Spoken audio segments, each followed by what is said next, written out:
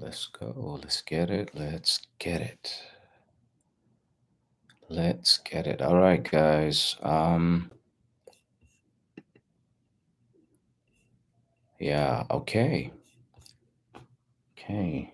Just give me 1 second, folks. We're about to record a live episode of my podcast, the FootyNotes podcast. I thought this would be a very good way to do this again. So let me hold on. Make sure that my mic is good.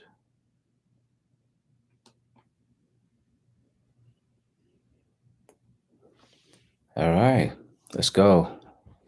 Welcome everybody to a live recording of the FootyNotes podcast, episode 55. I will be talking mostly about Arsenal Chelsea game coming up in a couple of days, but also I'll be looking at like what are some of the things that I've been seeing, having been removed from the three defeats, and maybe talk a little bit moving towards the run in, but like that won't be too much of this episode. This episode is going to focus on, based on what we know and what we've seen for this Arsenal team, and like what options Arteta has and what options may be better than others, um, as far as what's to come. Is Chelsea on Wednesday and very early on Saturday, lunchtime kickoff. Fucking hell, my luck, man. Just as I start recording, big motorcycle goes through. Anyway, yeah, so the United game is going to be, in my opinion, a game that's probably going to be driven.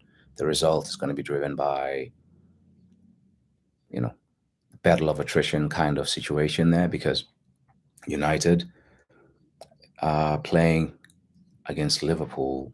We playing against Chelsea, but United get a day extra to prepare for that game. We have a day extra on Chelsea to prepare for the Chelsea game because we play Saturday, they played Sunday. I don't know, if a day extra would have given us any help with the United game. These boys are young. Many of them don't have a lot of minutes in their bodies anyway. I I think it's an issue of quality rather than rest at this point with Arsenal. I So anyway, let's get going and kind of like talk through and get right into this. So I'm going to start with just an overall look at the next 7 games. I I think a lot of fans, and I don't think they are wrong in talking about how the January transfer window really killed us in the last 3 games. You could argue that, and I've been, leaning towards that. But after some pause and a bit of distance from those games, I think Arsenal still had the talent edge in those games. If not equal, they were better than the teams they were playing against. Therefore, if you think about it from that point of view, yes, you could rule that you didn't get better quality in January, but like you were actually playing similar or talent lesser than you. So I get the feeling that the next 4 games, maybe like the entirety of the next 7 games, is where we are actually going to feel the punishment. And I know this is not what people want to hear, but I actually think the next 7 games are going to be more punishing than the the whole situation where I think a lot of people started calling the January, I don't know, thing a little bit too early, in my opinion. So I think a lot of times what I'm going to call the excuse machine, like all of us are always looking for something when our team doesn't win. And I think a lot of people, were pointing towards January, and I don't think they were wrong in pointing towards January. However, I think the teams that we're going to play next is where we're going to feel the fact that we didn't build or add to the squad, because I think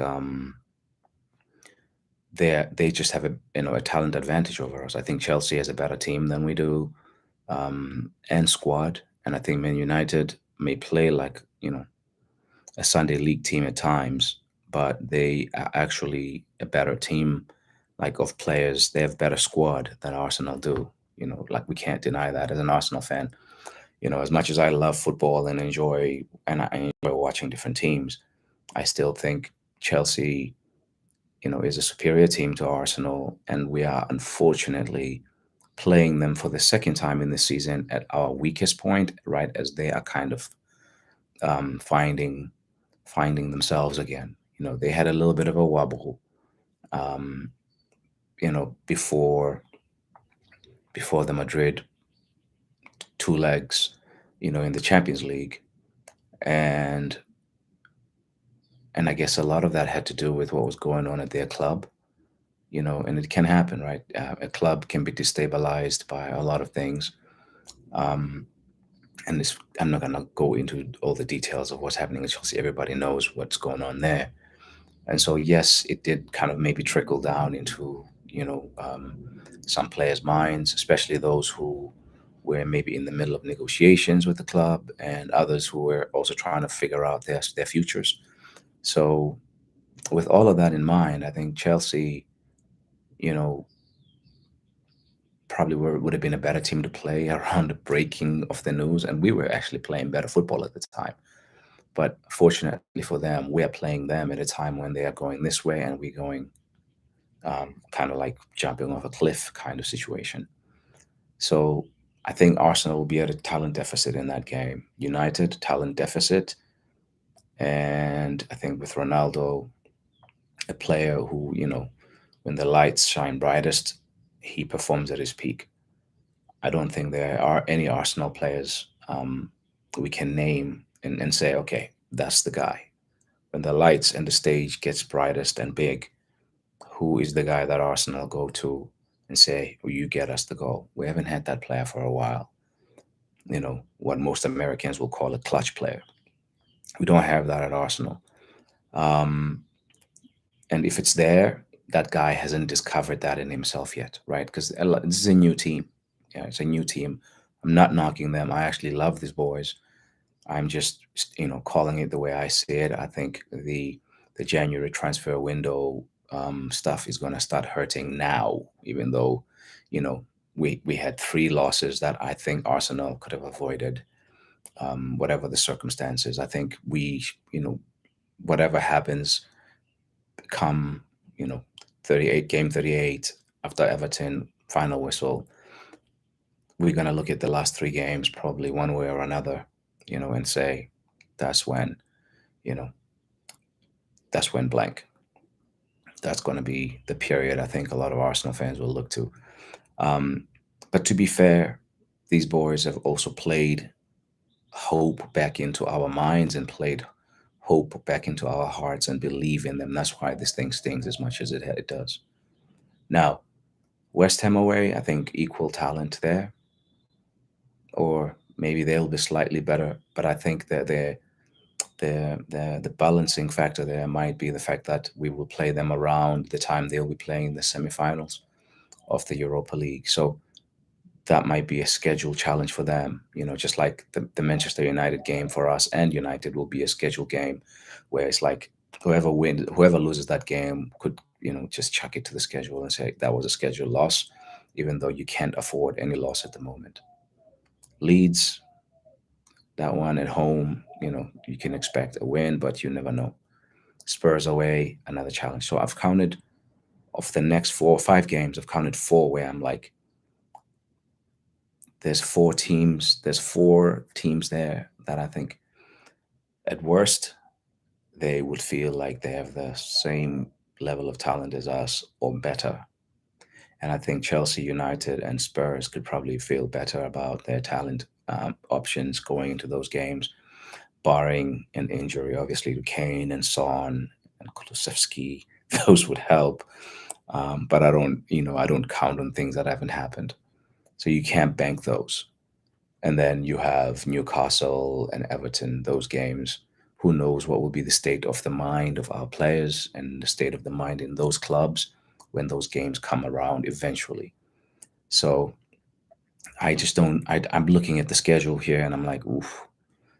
This is when the January transfer window is really going to start slapping us in the face, for not having done anything then. But on the flip side of that, you're like, Arsenal have done some stupid business for a long time, and you can probably understand, even though it sucks, and you may not even agree with it. I don't think I necessarily agree with the fact that they stood packed in January without even replacing at least like a midfielder, knowing Partey's injury record, and with Afcon taking him away for a while. And so I just thought we needed a midfielder. We've been very, very poor in midfield when Partey or Xhaka or both have not been in the team. So I just feel like that was definitely an oversight. But maybe they're trying to like really master this thing where they want to be meticulous and they want to do things right in inverted commas. But I just don't know, like how that plays out and how that helps. Because now definitely we're going into the last 7 games with a talent deficit against at least 4 of the 7 teams we're going to play against, in my opinion. And so getting into the Chelsea game, like the actual game, not the climate around the clubs, but like the actual strategy. Like what can Arteta do um, with the team that he has?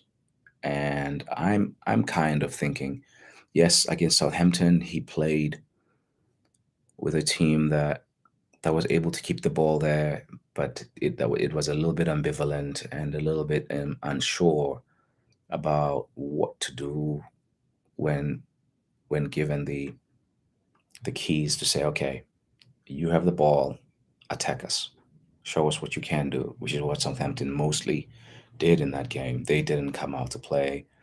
Um, I remember quoting in the last episode, sorry, in last game, in the last episode, I was remember quoting Yankee Gunner's reference to the game as a pillow fight, right? So we didn't do anything. And so it's going to be interesting to see how Arsenal play when they are the team that is at a talent deficit, because that's what's going to be happening in the next 2 games. Are we going to be able to box clever and play the margins? Because we pretty much like to play margin football anyway. And so when I look at this fixture list over here, and I'm like, yes, Chelsea is the next game. What do they do well? They attack you down the sides. They do this accordion thing very well, but like they look to attack you, basically using their wing backs joining in the attack. And so, how do you neutralize that? Maybe you push your defenders, your outside defenders up too, right? So one way I think you could do this, because like you can play a back 4 against Chelsea, even though I've been a big proponent of playing the back 3, but I think they play that system better than we do. So if we're going to play a back 3 with them, we would probably still be second best, because they are. I'm trying to think if there's a better team in the Premier League that plays a back 3 than them. I don't think there is. They're the best back 3 team in the Premier League. So what I think Arteta should do, I don't think he's going to do this, by the way, but I think he should go 4-3-3 and play Nuno and Cedric as fullbacks, and keep the center backs the same. So keep the same back 4 as like at Southampton. The game will be opened up because Chelsea will, be on the front foot. Chelsea will feel their superiority and they will show it. I'm expecting them to. And so they're going to play percentages, the percentages. They're going to play on the front foot. I think we need our 3 strongest defensive midfielders we have. Now, I don't know if Sambi is the strong the defensive midfielder, in comparison with other defensive midfielders, but I think he'd be a better option than an Odegaard and whatever, who hasn't been playing at his best. So you can play a 4-3-1-2 or a 4-3-3, just a split straight 4-3-3 with, in my opinion, a combination of Sambi, Xhaka, and El Neni. Now I know El Neni's name will make a lot of Arsenal fans, cringe, which, I understand it. I understand it. But this is a desperate situation where you can't leave yourself light in midfield. You want to push your fullbacks that way and then engage. They can engage, Rhys James, Aspilicueta, or whoever plays up there for Chelsea, and engage Alonso on the other side. But the other way, and then they can also will have cover from one of these two guys, right? Whoever plays on the outside, I would keep Xhaka in the middle, or put Xhaka in the left, which is where he's been operating anyway. Put El Neni in the middle and push Sambi to the right, and then play the 4-3-3, almost like Crystal Palace played 4-3-3, with like unsexy footballers in the midfield. Because you can play 4-3-3 the way Man City plays it, or you can play it the way Crystal Palace plays it, or like Liverpool, which is, Liverpool still has better midfielders than we do, but a lot of those guys are more blue collar, hardworking type midfielders. Like they are workmen, and then they have, again, better. Trent Alexander-Arnold is far superior to Cedric, but that's what we have. That is what we have. And then on the other side, Robo is again far superior to Nuno, like way, way superior. But that's what we have. And I think if you play a 4-3-3 that way, it allows you to soak a little bit of the pressure and then ping. Like, so Xhaka can ping it to Martinelli outside on the channels with Nuno joining in. And then El Neni or Sambi can ping it to the guys up front, which is like Saka and Cedric. The only question here is, if you're playing straight up 4-3-3, do you leave Odegaard on the bench? Which would sound stupid, but like that's an option. Then, because then you have a bit of an option from the bench. I would hate to do this. Like I don't think he deserves to be set on the bench, but for this game, especially knowing that you're playing Manchester United again in less than 3 days. I know I said in 3 days, but like you're playing on Wednesday night, and then you have basically all of Thursday, all of Friday for recovery and training and preparing for Manchester United, and then you're playing them again at 6:30 a.m. Central American time. U.S. That is not Central America, but like U.S. Central Standard Time, and then in England, I think it's like 12:30.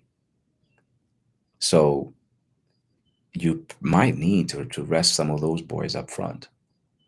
And that's why I kind of like this approach of being slightly conservative. Like, you're playing away from home, you're playing against a team that plays a 3-4-3 better than you.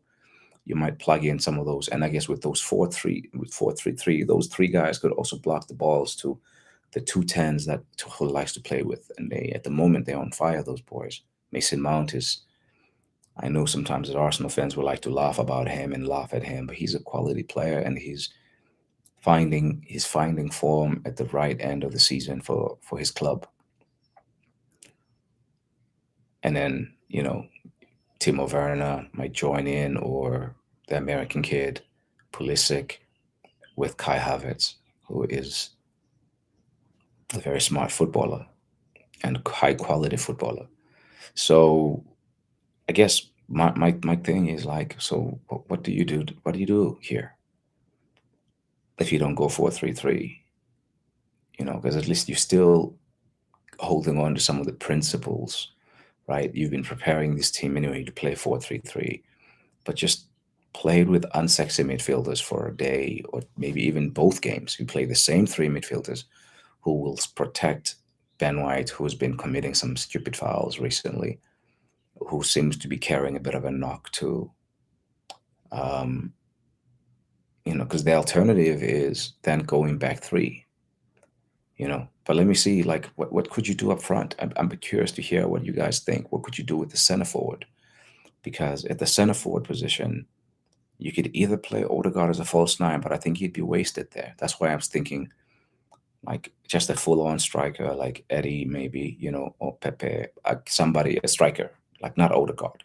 So you have three players with pace up front who have a goal threat. Saka, Martinelli at +1, right? And Saka and Martinelli playing in their preferred wings, like so Saka on the right, Martinelli on the left, and then you play Eddie or Pepe, or they can share the minutes in the middle, you know. Or if you want to, you can play 4-3-1-2, something like a diamond in the midfield, which is what most of the time Arsenal does anyway with Lacazette. It ends up being a diamond with those two guys in the wings going top with Lacazette over here, right? It's like this: two guys at the top, Martinelli and Saka, and Lacazette over here, kind of like connecting with Thomas Partey, who's a little bit deep over here. So maybe you just set up in a diamond midfield. That's the other option if you really want to have like Odegaard in the team. You know, I I think that's the one thing I can see Arsenal doing here. If they're going to stick with the back four, so you'd be narrow and you'd be asking a lot of the fullbacks.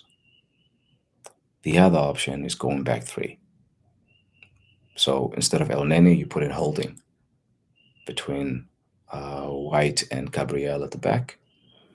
You keep the double pivot that you used at the weekend, or you replace somebody with El Neni, but Xhaka plays in. I would lean towards keep. So you go back three, a flat two in the middle. Um, then you pick your poison. Do you want to play Saka as a wing back? I would keep him up front.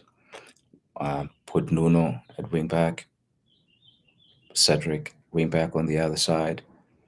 Again, though, do you then go 3-4-2-1, or like where Odegaard and somebody else plays behind? So it's like Odegaard and Martinelli, sorry, Odegaard and Saka playing behind Martinelli, Odegaard and again, I would still leave Odegaard out of the team because seems like he's been carrying a knock or something. I would then play Martinelli and Saka behind Eddie, or Martinelli and Saka behind Pepe.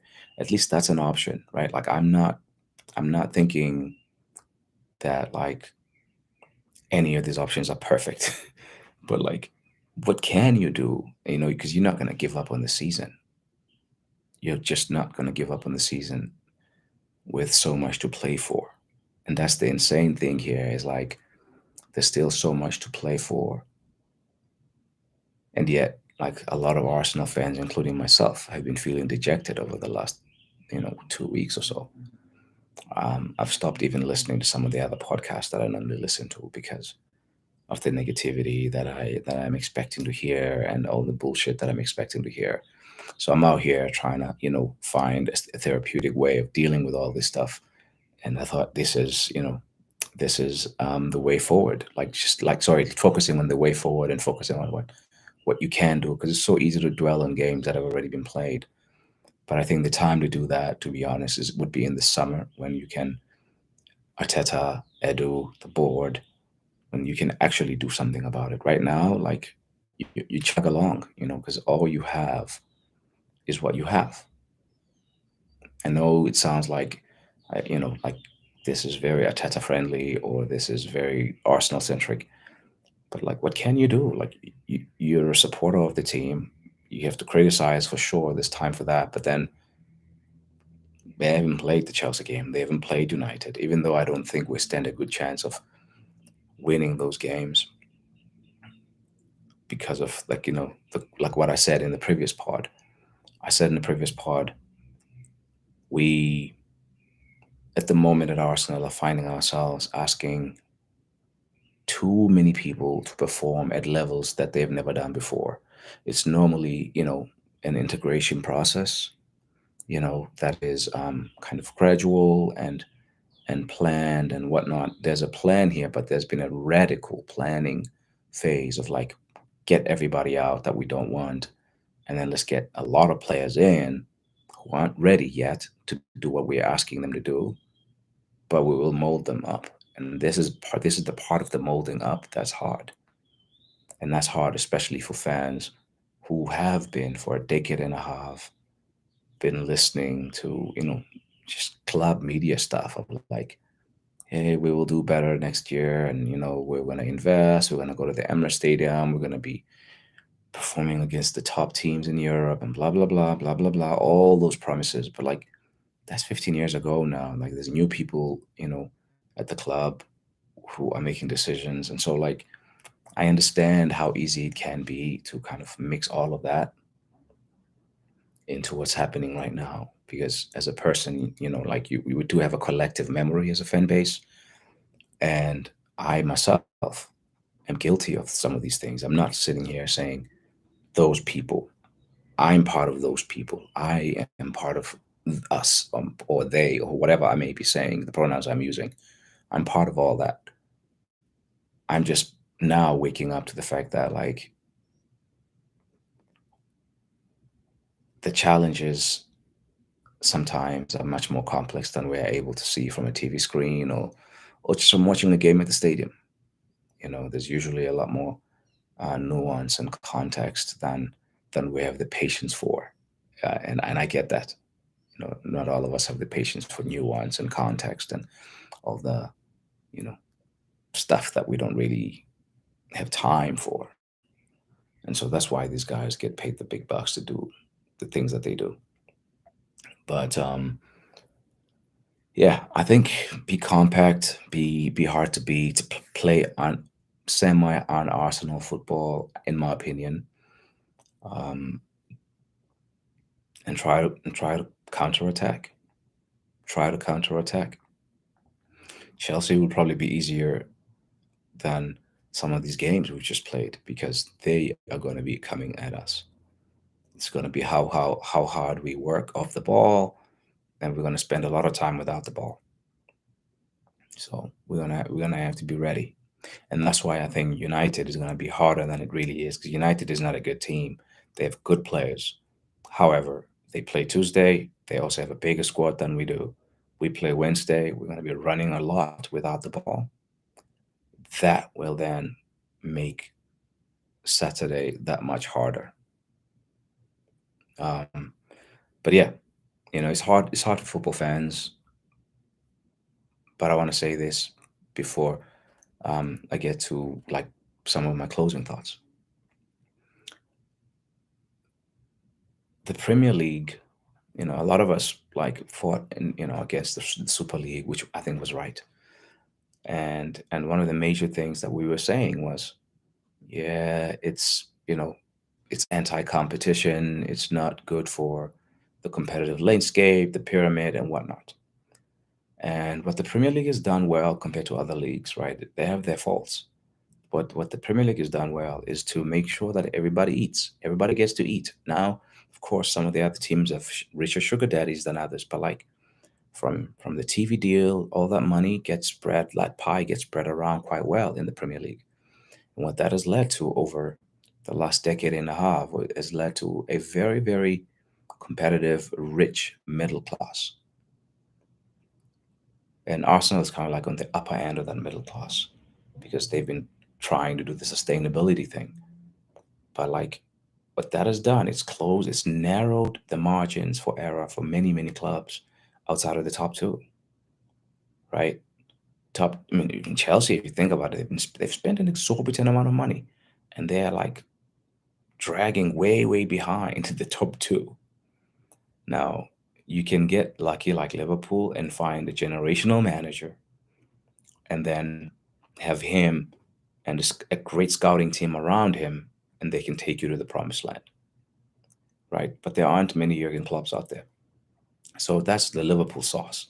It's not, I know a lot of people are like, yeah, Liverpool, the model, da da da da da da. Da." It's about the managerial talent they have, in my opinion. And because that guy does a lot of work. And at Manchester City, again, they have right all in the right places. I don't want to take credit from other people at Liverpool as well. Don't let me not be unfair here. But I think Manchester City is more along the lines of the sugar daddy stuff, right? Like, so Manchester City, Chelsea, and soon Newcastle will start to benefit from some of the stronger financial muscle that they have now. Chelsea for the last 15 years or so, to almost 20 years, have been dominating and winning. But I think it was Tim Stillman on the Arsenal Vision podcast who said this, like, but Chelsea haven't been the most clever team. So like that's why they haven't won as many leagues as they could have with that financial advantage. But they've won cups and they've won two Champions Leagues in that time because they always have good talent on their playing staff because they buy at the high end. They don't buy projects, not outside of their academy stuff. They when they buy them for their first team, they buy top players, best in class type buys, right? And that's what gets you there. So like the Premier League has gotten tougher because everybody has a scout, everybody is looking at the same players, everybody reads the same books, everybody does the same courses. And when you have just enough money to get in there, like Brighton has beaten Arsenal and Spurs within a week apart after not winning the last 7 or 8 games. Like all these teams are good teams. They just, not able to live with that competitive landscape. I'm saying this because I started with the Super League because I think we knocked it for the competitive landscape that it was destroying. But then those of us who are having to suffer the consequences of the Premier League being so competitive, we are also kicking back and like saying, no, fuck this and this, that, and this person doesn't know what they're doing, and all this stuff that we say when our teams don't win. We forget that, well, actually, we like the competitiveness of the sport. And that's what makes, this game so great is that, like, anybody can beat anybody. But those of us who have supported teams who had great success historically, we are, at the moment anyway, we are experiencing a very difficult time adjusting our mindset around this stuff because we still have that snobbery of like we are Arsenal. And so many of us say that like that's supposed to land some way and like that it's supposed to mean something. We don't have any given right to beat anybody. We have to get on the field and perform. And when you look at the talent we have, it didn't perform well enough when it was at an advantage in the last 3 games. And then the next few, we are going to be different. Like so we're going to have to do what United. Um, so anyway, guys, I think, yeah, at the our boys are trying their best, but I haven't seen any Ronaldo type, players that are built like Ronaldo. Like, hey, put me in the brightest stage and I'll show you. And so far, the brightest stage our boys have played in under, as currently constructed, is the last 10 games. With this after the international break. And what does that look like? To be honest, we all know what that has been. It's been a bit of a case of like shortbread cookies being dipped into hot coffee. Like, I don't know, those of you, if you're from South Africa, maybe the UK, you might know eat some more cookies, right? Um, we call them biscuits back home, but like, yeah, the eat some more. You dip the shortbread into your coffee and it melts beautifully like butter. And that's kind of like what's been happening with our team.